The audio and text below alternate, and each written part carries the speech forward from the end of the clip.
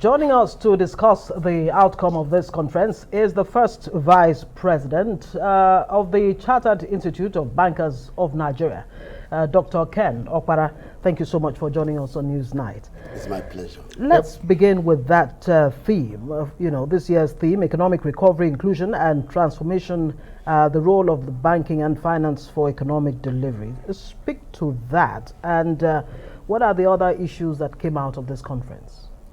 Okay, thank you so much. I think the most important thing is to recognize the fact that banks act as catalysts for economic development.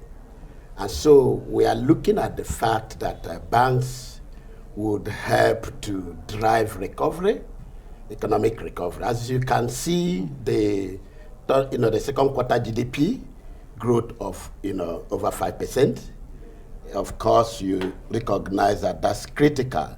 So you see banks playing very pivotal role in getting that, in supporting the REIT sector, in supporting the payment system, in supporting inclusion, and ensuring that other sectors of the economy are activated. And I think that's it.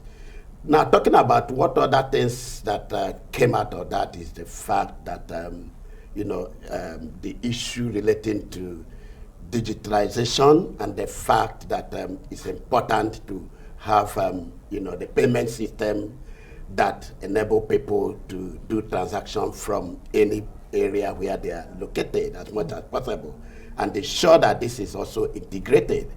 Of course, you can see that the central bank governor talked about the financial center. That's where I want to actually come in. He talked about the establishment of International Finance Centre, and my question is, how will the establishment of this International Financial Centre add value, if you like, or impact? What impact will it have to the trajectory of Nigerian banks? Oh, thank you so much. It's a financial hub, and it's not going to just work in isolation. It's also going to integrate with the other international trade centers that you have, New York, Hong Kong, and all the rest of them. And then, of course, don't forget that the world is now a global market as much as possible. So what that means is that the payment system will be integrated. There will also be opportunity for small businesses to be incubated. They will be able to have that. There will be opportunity for those that also need, people that would be providing services in terms of financial advisory services. There will also be people that require support, particularly the REIT sector.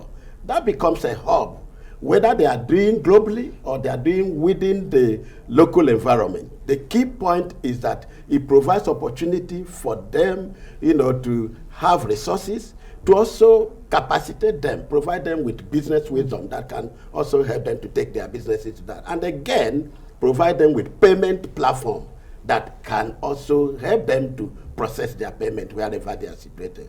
Okay, and I wonder what factors would actually drive this particular objective of turning Nigeria into an international financial hub.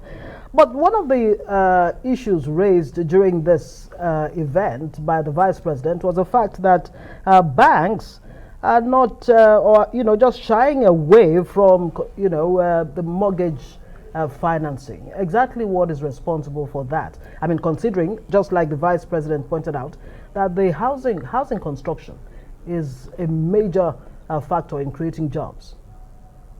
You are totally correct, and the Vice President is totally correct, because housing is critical. Apart from the fact that it creates jobs, it provides accommodation, because if you look at basic necessity of life, you would see that accommodation is critical.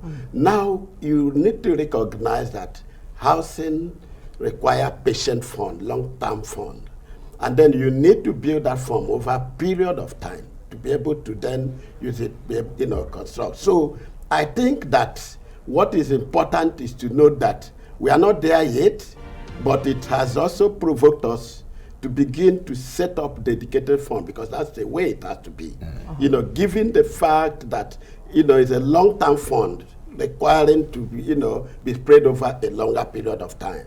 and other specialized financial institutions like mortgage institutions that will be able to support that. So I think for us is to, put a lot of more emphasis on the, supporting that area, putting some dedicated fund that would actually address, that area, because it requires a long-term, need for, people essentially. All right.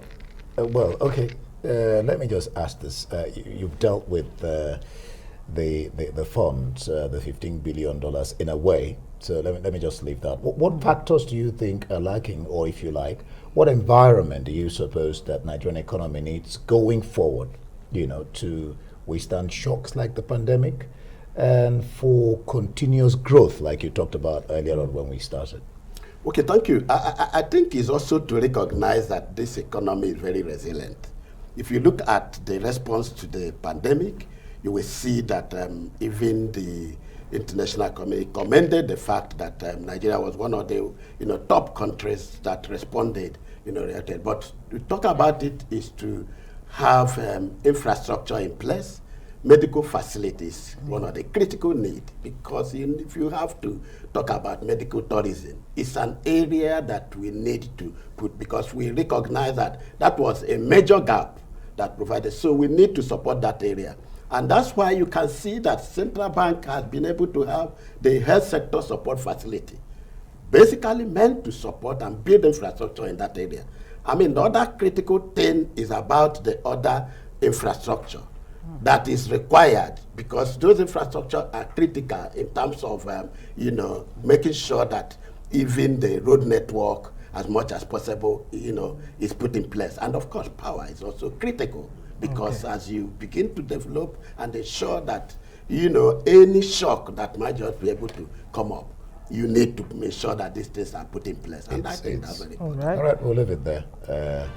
The first Vice President, Chartered Institute of Bankers, Nigeria, Ken Opara, thank you for being on the program. Thank you so much. Pleasure.